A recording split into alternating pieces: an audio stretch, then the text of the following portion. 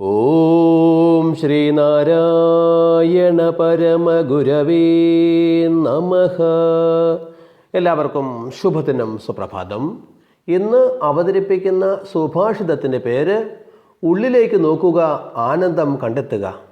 സത്രത്തിൽ 2 പേർക്ക് പങ്കിടാവുന്ന മുറിയാണ് ഉടമ നൽകിയത്. ധനികനോടൊപ്പം ആ മുറിയിൽ മറ്റൊരാൾ കൂടെ ഉണ്ടായിരുന്നു. ധനികൻ്റെ കയ്യിൽ നല്ല കനമുള്ള പണസഞ്ചി ഉണ്ടായിരുന്നു. മറ്റേയാൾ അത് ശ്രദ്ധിച്ചു. അത് എങ്ങനെയെങ്കിലും കൈക്കലാക്കണമെന്ന് ആഗ്രഹിച്ചു. ധനികൻ ഉറങ്ങുന്നതുവരെ അയാൾ ഉറക്കം നടിച്ചു കിടന്നു. ധനികൻ നല്ല ഉറക്കമായി. അയാൾ എണീറ്റ് ധനികൻ്റെ സഞ്ചികളൊക്കെ തപ്പി. ധനികൻ്റെ തലയണയ്ക്കടിയിലും അയാൾ പരതി. ഒന്നും കിട്ടിയില്ല. നിരാശയോടെ വന്ന് അയാൾ കട്ടിലിൽ കിടന്നു. നേരം പുലർന്നപ്പോൾ ധനികൻ യാത്രയ്ക്കുള്ള തയ്യാറെടുപ്പ് നടത്തി. പണസഞ്ചി എടുത്ത് മടിയിൽ വെച്ചു. മറ്റേയാൾ ഇത് കണ്ട് ഞെട്ടി. അയാൾ ചോദിച്ചു, താങ്കൾ സിദ്ധനാണോ? എന്താണ് അങ്ങനെ ചോദിക്കാൻ? ധനികൻ പുഞ്ചിരിയോടെ ചോദിച്ചു. അയാൾ സത്യം മുഴുവൻ പറഞ്ഞു. ഇന്നലെ രാത്രി എല്ലായിടവും പരിശോധിച്ചിട്ടും താങ്കളുടെ പണസഞ്ചി എനിക്ക് ലഭിച്ചില്ല.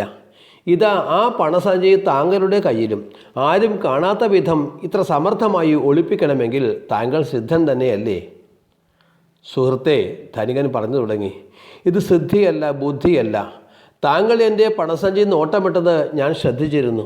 അതുകൊണ്ട് തന്നെ താങ്കളുടെ തലയിണയ്ക്കടിയിൽ തന്നെയാണ് ഞാൻ പണം ഒളിപ്പിച്ചത്. താങ്കൾ അവിടെ തിരയില്ലെന്ന് എനിക്ക് ഉറപ്പുണ്ടായിരുന്നു. സ്വാമി ശിവാനന്ദ പറയാറുള്ള കഥകളിലൊന്നാണിത്. നമ്മുടെ സമ്പത്ത് നമ്മിൽ തന്നെയുണ്ട്. അതറിയാതെ നാം മറ്റു പലയിടത്തും വെറുതെ തിരയുന്നു. എല്ലാവർക്കും ശുഭദിനം, സുപ്രഭാതം. ഗുരുധർമ്മം ജയിക്കട്ടെ.